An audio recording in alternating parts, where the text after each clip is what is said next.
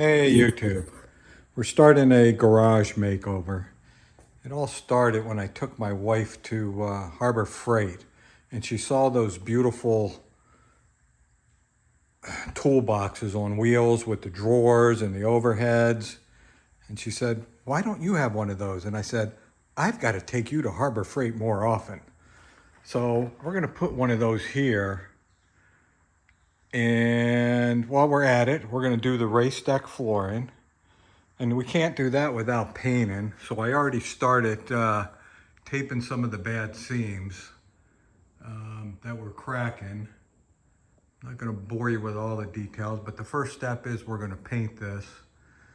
Then we're going to get the toolbox. Then we're going to get new shelving. These are 18-inch deep shelves. I'm going to replace them with 12-inch deep shelves so I have more room in between the car and the shelf. And then we're going to get new garage doors, and we're going to get rid of these old springs, and we're going to put jack screws in, a jack screw spring here. So we can put the wall-mounted garage door opener, lift master probably, and then bring the door up. I've got 12-foot ceiling, so we'll bring the door up instead of over and out. That'll clean all this junk out, with the possibility of the future putting in a garage lift. We could put the little sports car underneath. No, put the sports car above and put the truck underneath, and we could have 4 cars in the garage. So anyway, it's going to start with taping and paint, and we'll probably do an agreeable gray. Stay tuned for the floor colors. I chose RaceDeck. I did a lot of research. They're 80,000 pounds per square foot. They can withstand jacks and jack stands, although I would still put a board under it. And they just seem to be the best floor tile. I really didn't want to go through all the work with epoxy or polyurethane, because that would mean emptying the entire garage out for a week while I'm prepping the floor and painting the floor. So I'm going with tiles. And I think the tiles have better color options anyway. And I'm not a production garage, so we'll go ahead and get started. All right, I've got all the drywall tape finished. Spackled, 3 coats, coat of primer. I used 250 feet of drywall tape. This is all that's left. So I'm gonna start painting today. I'm gonna paint the wall and ceiling all the same color, agreeable gray. And then I'm gonna call and order the flooring today. And I've got 2 quotes for high lift garage doors. And we'll make that decision in the next day or 2. All right, the garage is a mess. I've got most of it painted at this point. I've got the ceiling painted, the top part of the walls painted, and the tile came in. So I'm going to move all of this stuff away from the wall, paint the wall, and then tile this part of the floor, and then move all this stuff back before I bring the tile out this way. All right, getting ready for the RaceDeck install. The great thing about this flooring system is I don't have to empty the garage for 3 days doing a muriatic acid, doing a primer, the paint, the clear coat, etc. I can just move stuff out of the way, tile this section of the floor, move the stuff back. So we're gonna go ahead and start today. And they tell you to start in a corner and do the row coming out and the row along this wall, and then work back this way. And to put the lugs facing out, I guess they're gender neutral, identify as female lugs. Facing out, I've got those.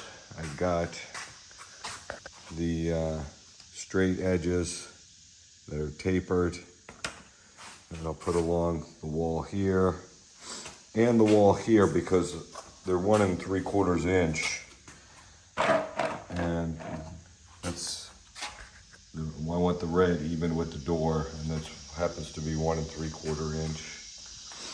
Saves me from cutting a bunch of tiles. And go ahead and get started. The tiles come 4x4, 4 12-inch squares put together. And I'm just doing 1 row of red around the perimeter. So you need to break these apart, and you just simply do that. All right, now that I've done one, put these in.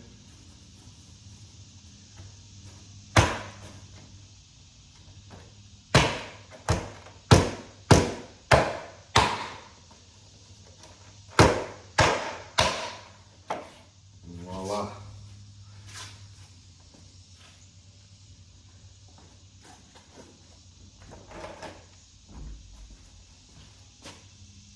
Right, the first row, at least this far, didn't take long at all, just a few minutes. I did break down and get out a rubber mallet. It just, I know you can do it with your hand, but it was just gonna beat my hand up. So now I'm at the end. I've got to cut this one 10.5 inches. And I have a very fine tooth saw blade on my miter, compound miter chop saw that I'll use. And then we'll start in the corner, work our way out, following the pattern that I designed. And every other one's gonna be graphite black, graphite black.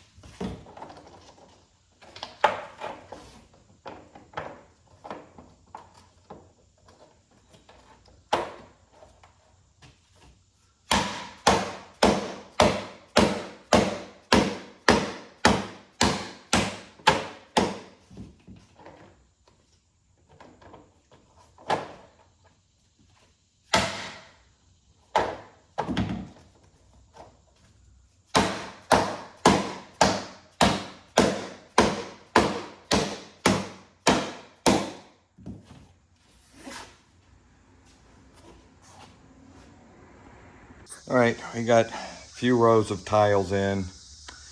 Got some new shelves put back up along the wall. Now I'm gonna work my way this way. When I first started, I forgot to put down the landscape fabric, which they says makes the floor quieter. So I've got landscape fabric here over.